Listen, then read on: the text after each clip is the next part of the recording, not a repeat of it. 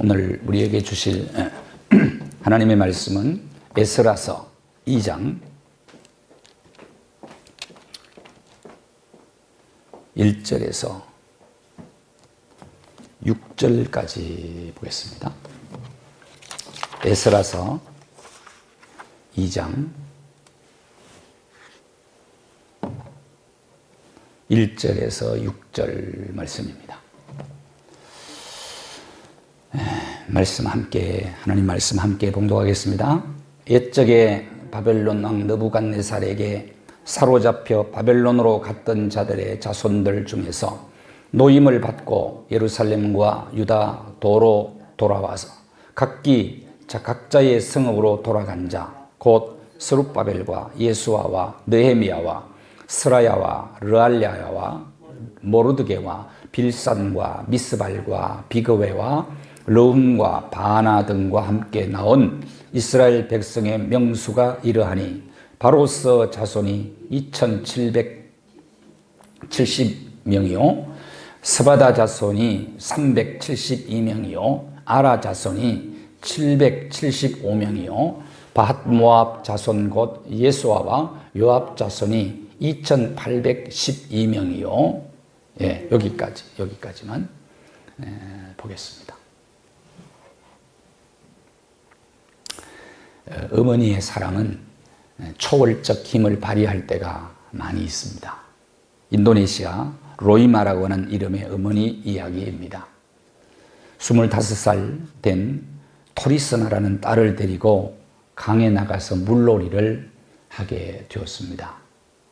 그런데 한순간 갑자기 딸이 비명을 지르기에 돌아보았더니 아그가 삼키려고 하고 있어요.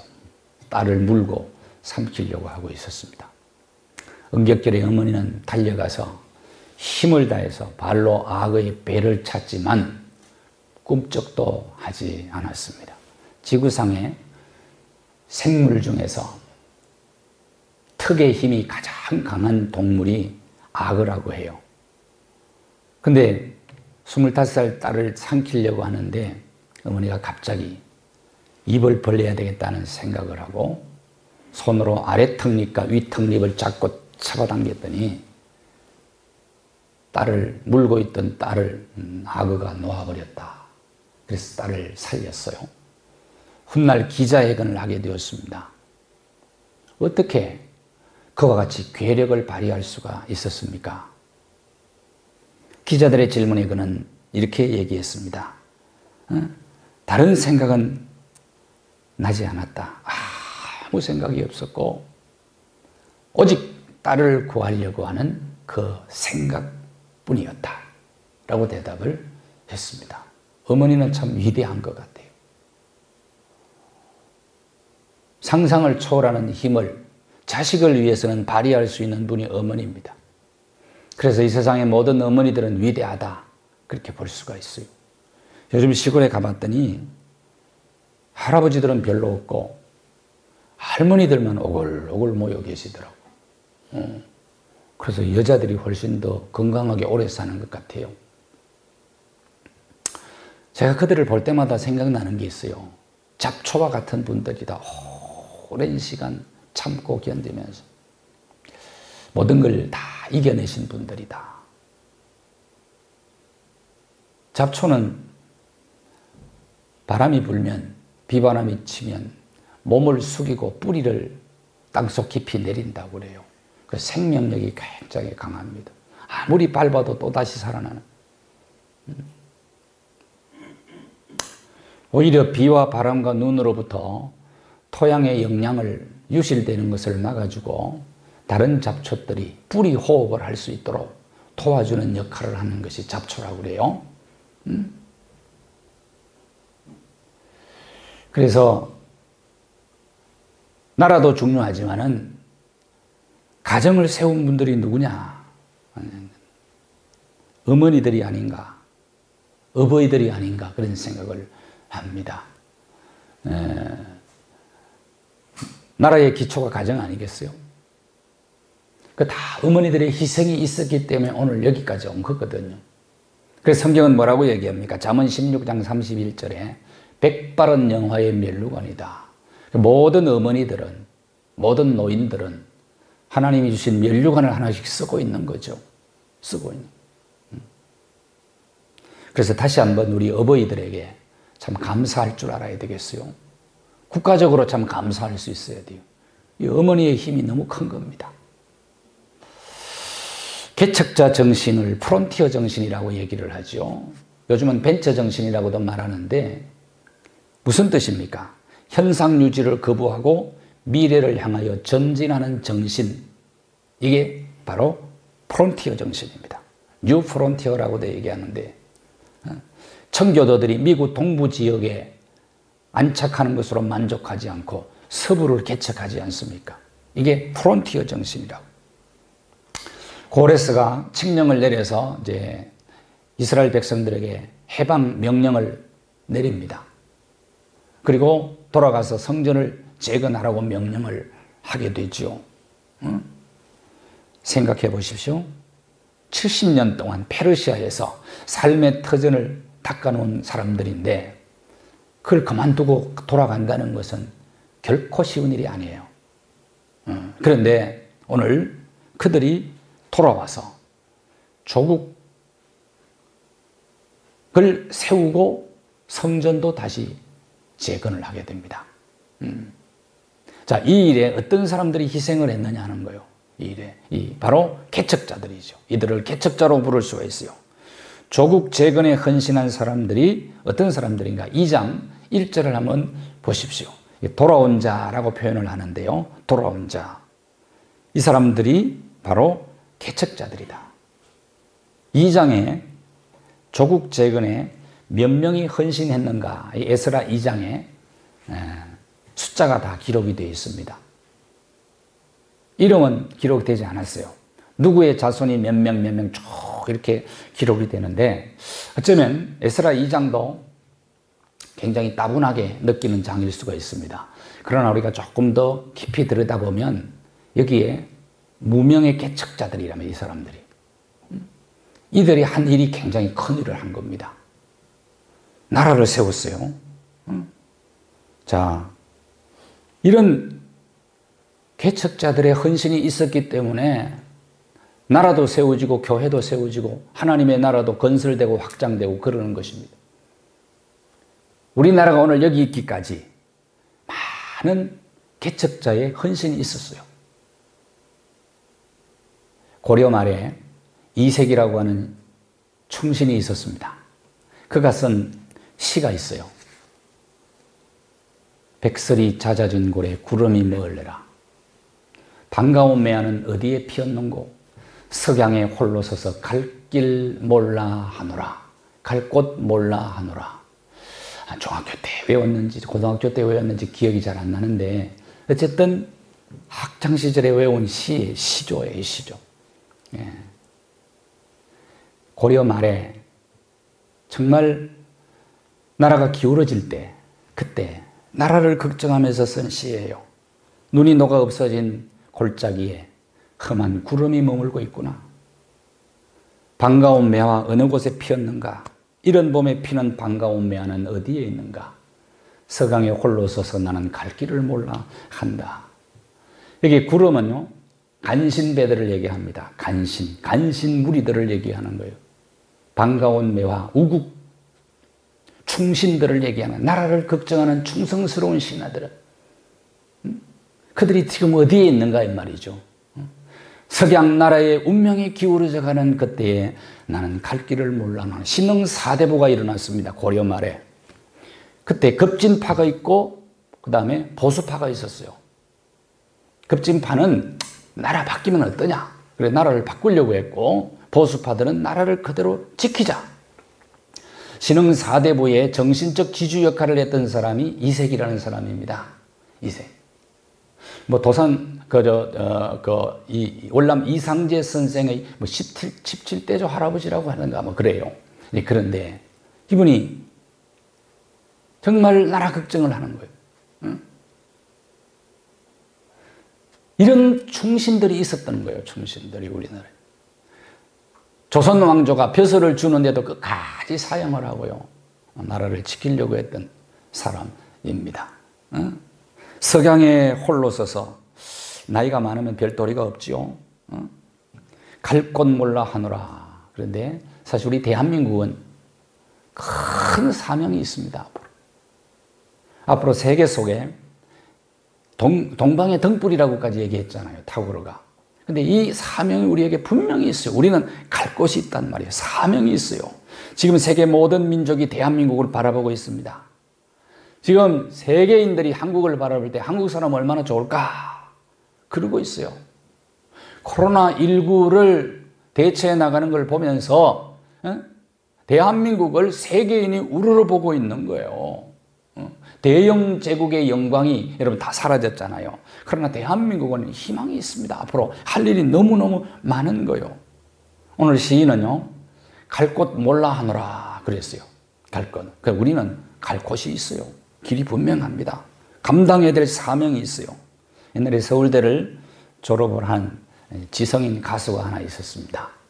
그 최희준이라는 가수예요. 이 가수가 부른 하숙생이라는 노래를 여러분 혹시 기억하십니까? 인생은 나그네 길 어디서 와서 어디로 가는지 그런 노래를 불렀습니다. 지금도 눈에 선한데 한쪽 눈을 지그시 감고 그렇게 노래를 좀 구수하게 불렀던 가수예요. 어디서 와서 어디로 가느냐? 모르죠. 갈 곳 몰라 하노라. 그런데 우리는 분명해요. 노래도 분명해요. 돌아갈 내 고향 하늘나라 그렇잖아요. 분명히 사명이 있단 말이에요. 나라와 민족이. 이 땅에 이 나라를 지금까지 지켜온 많은 개척자 정신을 가지고 헌신한 사람들이 너무너무 많아요. 역사적으로 보면 그래요. 조선시대의 남이장군 태종의 외손이었어요. 20대 때 이시의 난을 평정했던 사람입니다. 성성장구했고 세조 때 병서 판서까지 올라갔던 사람입니다. 그가 지은 시 한 수가 신하 유지강 때문에 모함을 해서 예조 때 28세 꽃다운 나이에 그는 죽음을 맞이하게 되죠. 그가 이런 시를 남겼더라고요. 백두산의 돌은 칼을 갈아다 하고 두만강의 물은 말을 먹여 없애리 사나이 20살의 나라 평정 못하면 누가 대장부라 하겠는가. 이 시를 트집을 잡았어요. 유지강이라는 사람이. 그래서 역적으로 몰았어요. 역모를 꾸몄다고 모함을 해서 결국은 죽음을 맞이하게 됩니다. 이런 사람들이 있었던 거예요. 또 우리 조선시대에 자라는 이순신 장군입니다. 광화문 내거리에 서 있는 이순신 장군을 바라볼 때마다 참 자부심도 생기고 용기도 솟아납니다. 그가 쓴 시, 잘 아는 우리가 잘 외우는 시죠. 한산섬 달 밝은 밤에 수루에 홀로 앉아 큰 칼 옆에 차고 깊은 시름하던 차에 어디서 일성호가는 남의 애를 끝나니 이 시조를 지을 즈음에 장군은 50대였을 것이다. 그렇게 추측을 합니다. 50대면 지금은 청춘이지만 그때는 노인축에 들어갔어요. 젊으면 다 하고 이제 노인이 되어서 노인이 되었어요. 나라 꼴이 이래서 되겠는가? 그런 생각을 하면서 시를 쓰는 거죠. 한산섬 달 밝은 밤에 수루에 혼자 앉아 나라를 건져야 된다는 책임감이 너무 무거운 거예요. 그래서 고독한 겁니다. 밝은 달이 마음에 어쩌면 부담스럽게 느껴지는 거예요. 나라를 구한 것이 책임이에요, 책임. 삼도 수군 통제사의 자리에서 백의종군 하라는 명령이 내려와요. 아무 불평 없이 그대로 받아들입니다. 그런 장군이 쫄병으로 백의종군 한다는 것만큼 수치스러운 일이 없거든요. 그러나 2번씩이나 백의종군을 해요. 그 왜 그러냐? 죄인이라서 그런 게 아니에요. 이것도 시기 질투하는 사람의 모함 때문이야. 우리 민족이 앓고 있는 고질적인 병이 바로 이거예요. 누가 잘 되는 걸 못 보는 거예요. 그래서 백의종군 했을 때 어머니도 돌아가셔. 어머니가 돌아가서 난중일기에 보니까 죽고 싶다. 그런 글을 썼어요. 효자였어요. 왜 죽고 싶었어요? 어머니가 돌아가셨기 때문만이 아니라 나라가 너무 걱정이 되는 거예요. 시기, 질투, 모함, 간신배들이 이순신 장군이 일본과 손잡았다고 중상모략한 거예요. 그런데 일본에게 우리가 망해갈 때 조정에서 알고 보니까 이게 모함 때문에 그렇다는 걸 알고 왕이, 임금이 다시 삼도수군 통제사 일을 해달라고 그러잖아요. 그때 이순신이 사람을 뭘로 보고 그러느냐, 그리고 나 안 간다 그랬으면 나라가 끝난 겁니다, 그때. 그러면 일본의 일부밖에 안 돼요, 우리가 지금. 그런데 그런 정말 개척자 정신으로 충성을 다했기 때문에 나라를 살린 겁니다. 뉴 프론티어예요, 지금 우리 이순신 장군. 그런데 그때는 너무 힘들고 고독했어. 책임은 고독한 거거든요.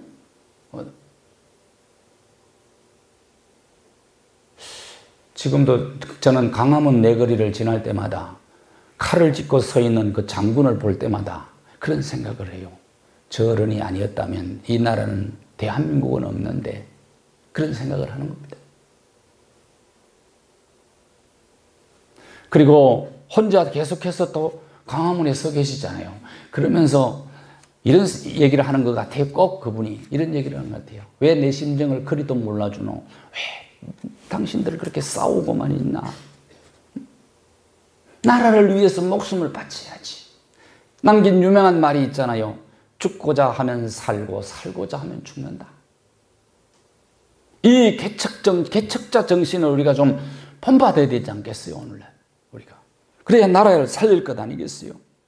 세종대왕이 돌아가신 지요 400년이 지난 1886년에 우리나라 최초의 교육기관인 유경공원에 23세 미국인 교사 헐버트라는 사람이 왔어요.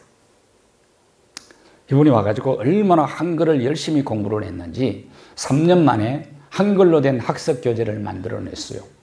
이분이 그런 얘기를 했어요. 1892년 워싱턴 스미스소니안 협회 연례보고에서 The Korean Language라는 논문을 썼어요. 그런데 한글은 세계에서 가장 독창적인 글이다. 영어보다 훨씬 우수하다. 그런 얘기를 했어요. 김석영 교수님 세상을 떠났는데 훈민정음을 연구해가지고 박사학위를 받은 분이 그런 얘기를 했어요. 한글은 매우 가장 과학적인 언어고 최고로 우수한 언어이다. 그런 말을 했어요. 보십시오. 세종대왕 같은 분 말입니다. 이런 분들이 나라를 살린 거예요. 그러니까 우리는 한국이 세계 속에 감당해야 될 사명이 굉장히 막중합니다. 올해가 6.25 70주년이 되는 해예요. 70주년이 되는 해에 아직도 통일이 안 된 데는 또 그만한 이유가 있을 거라고 봐요. 박근혜 대통령 때 DMZ 제세 세계 평화공원을 만들자고 그랬어요. 저는 지금 DMZ에서 UN 본부를 그리 옮겼으면 좋겠다. 그런 생각을 해요. 우리 대통령이 그걸 한번 추진하면 어떨까? 그런 생각이에요. 지금 남과 북이 나뉘어져서 서로 대치가 있는 우리나라밖에 없잖아요. 그럼 DMZ에서는 지금 공해가 없어요. 아주 깨끗해. 거기에 UN 본부 옮기면은 큰 상징적 의미가 있을 거리라 생각해요. 지금 세계가 한국을 어떻게 바라보고 있는지 여러분 아셔야 됩니다. 우리나라는 변화무쌍해요. 얼마나 교육열이 높았는지 몰라요. 한국 대학을 우골탑이라 그래요. 우골탑. 소 뼈라 그 말이에요. 우골탑. 논 팔고 밥 팔고 소 팔고 그렇게 해서 대학을 가르치고 그렇게 하지 않았어요. 서양 사람들은 상아탑이라고 그래요. 상아탑.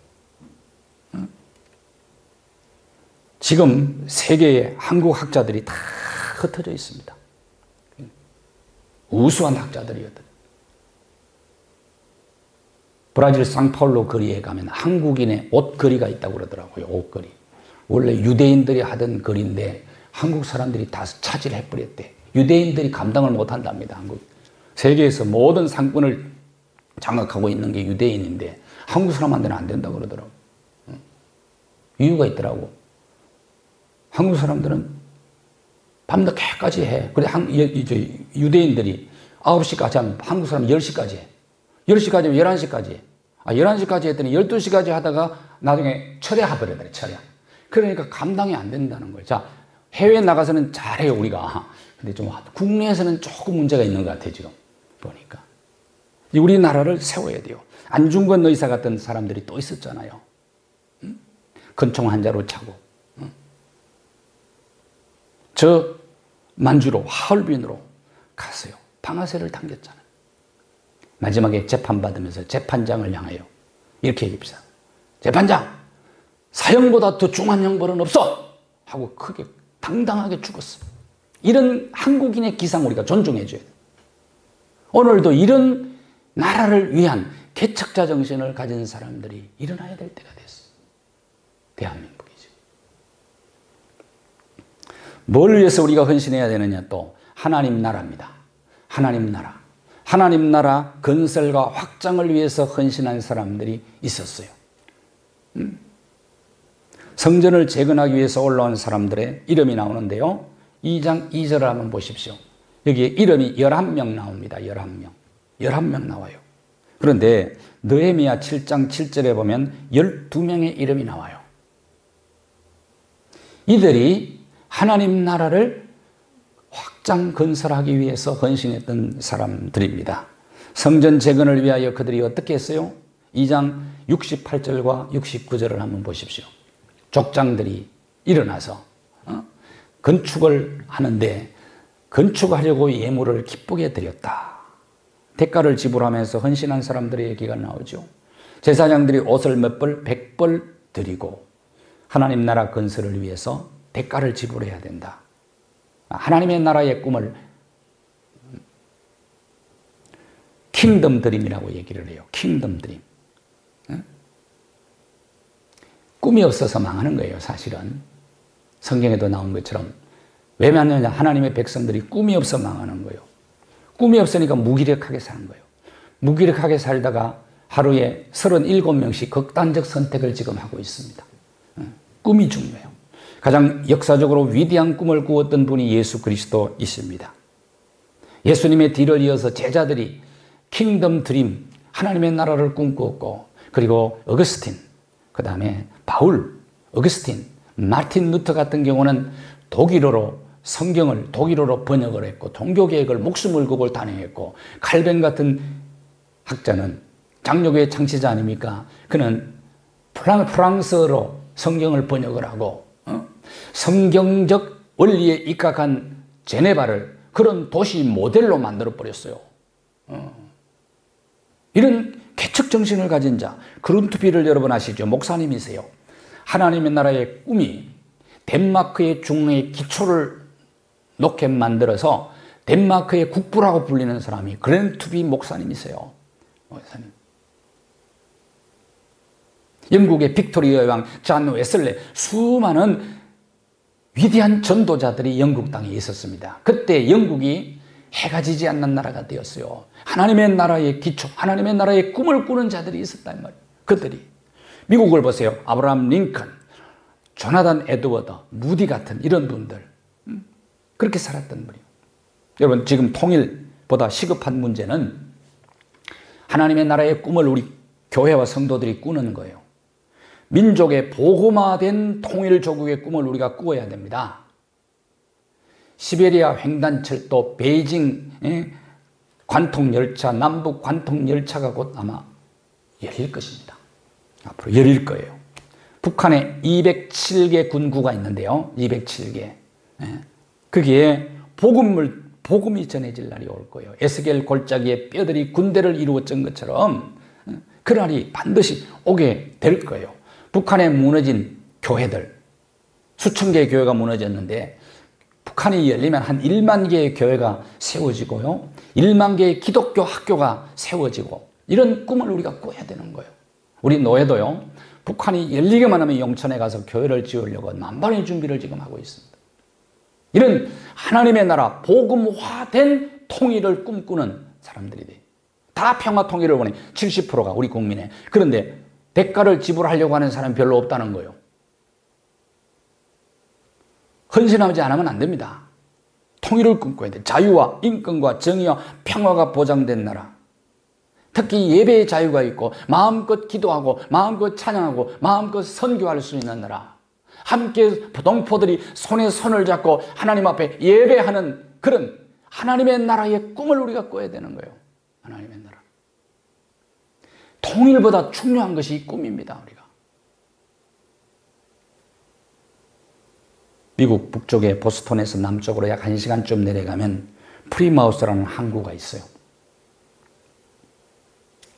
1620년에 102명의 영국의 청교도들이 메이플라워를 타고 도착했던 곳입니다. 이곳. 그곳에 통나무집이 지금도 남아있다고 그래요. 자, 인디언들의 공격을 받고 활로 쏘고 불을 지르고 그때 겨울을 지나는데 102명 중에 50명이 그 겨울에 죽습니다. 그럼에도 불구하고 인디언들에게 농사하는 법을 배우고 칠면조 잡는 법을 배워요.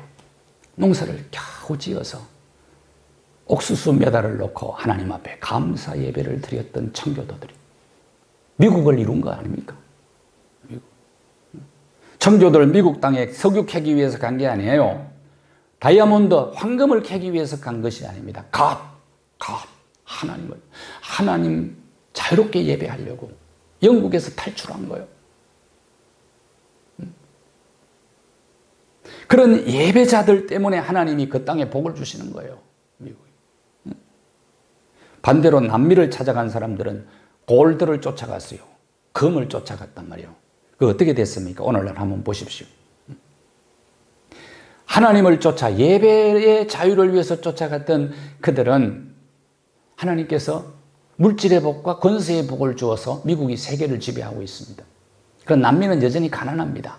여러분 골드를 쫓아가면은 오늘 그걸 이루면서 우리에게 보여주고 있는 모델 아니겠어요? 무엇을 쫓아갈 것이냐는 거예요. 진짜 예배자를 하나님은 찾으신단 말이에요. 그 예배자에게 물질과 명예와 권세의 복도 주시는 거예요. 그 예배 회복이 중요한 겁니다. 이게 하나님의 나라 회복이죠. 하나님의 나라.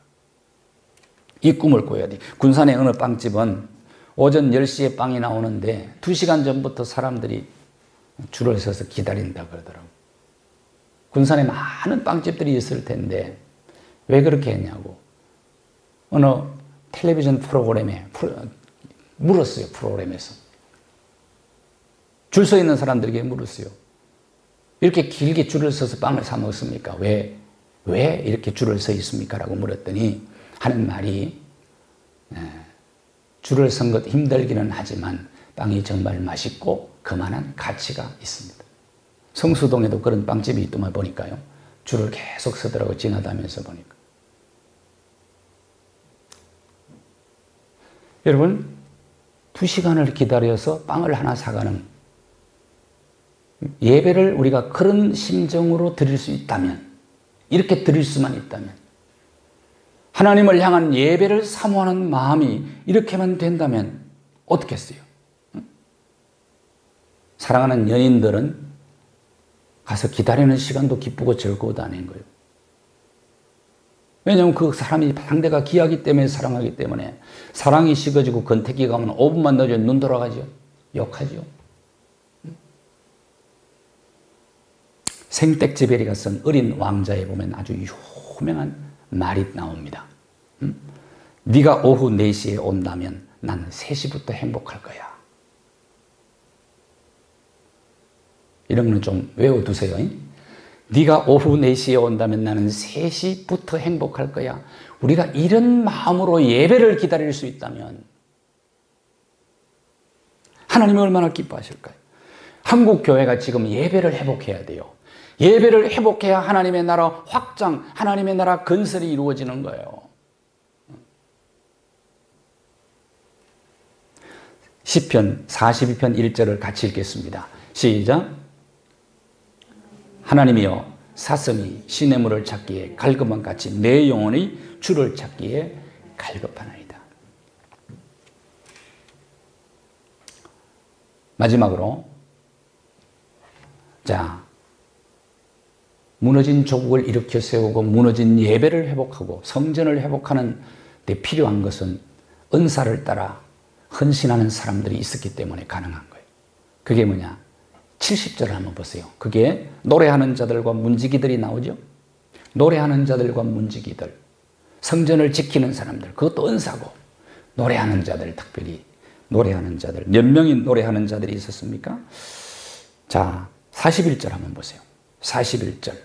노래하는 자 아삽 자손이 128명이다. 기독교에 강점이 있다면 찬양이에요. 찬양.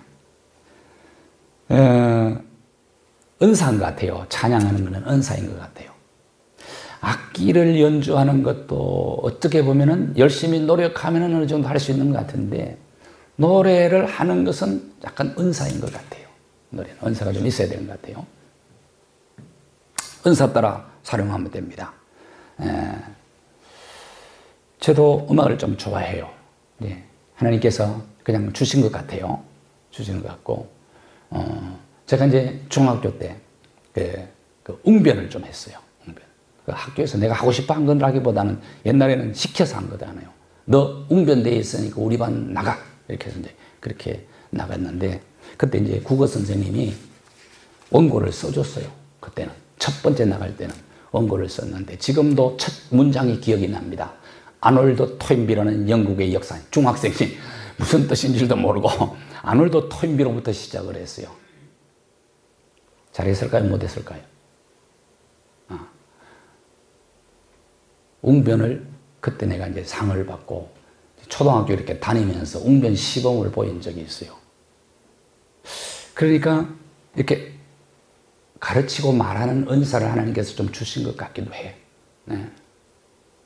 내 나름대로 착각인지 모르지만 어쨌든 주신 것 같기는 해요. 그 은사가 있어요. 은사가 있단 말이요. 그 은사를 따라 헌신하는 것입니다.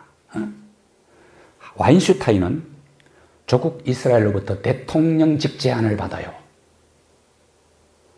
자, 국회가 만장일치로 당신을 이스라엘의 초대 대통령으로 우리가 모시기를 원하는데 수락해 주십시오 했더니 아인슈타인이 얘기를 했습니다.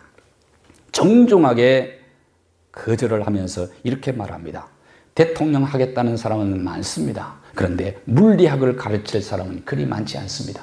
사양을 합니다.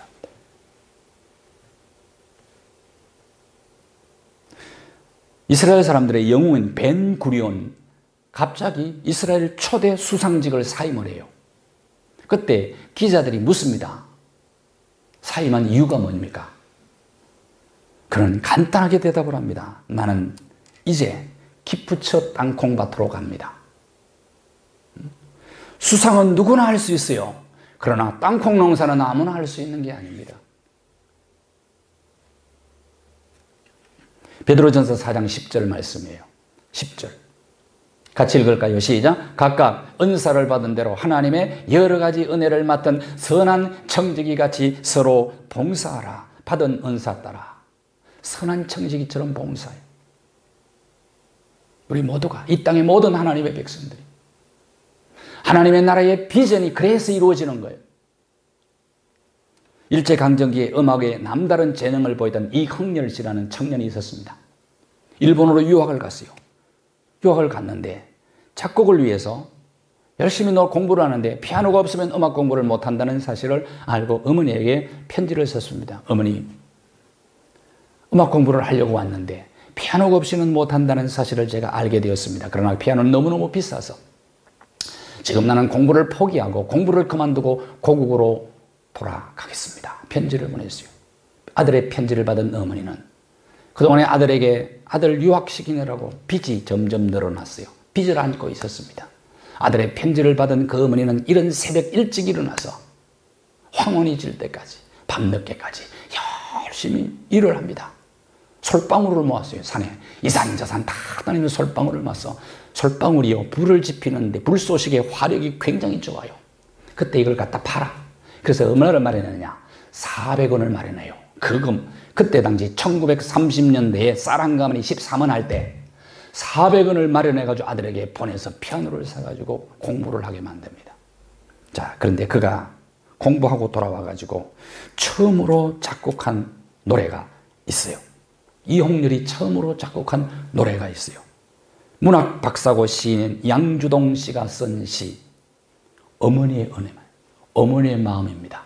어머니의 마음, 나실제 괴로움 다 잊으시고 기르실 때 어머니 생각하면서 이 시가 마음에 와서 다 한 거예요.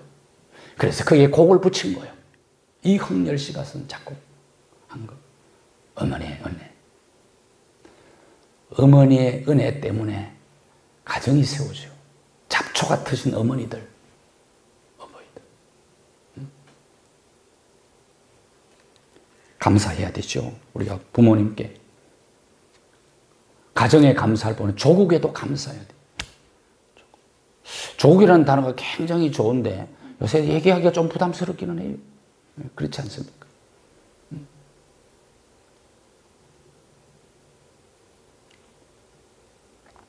조국을 다시 이렇게 세우고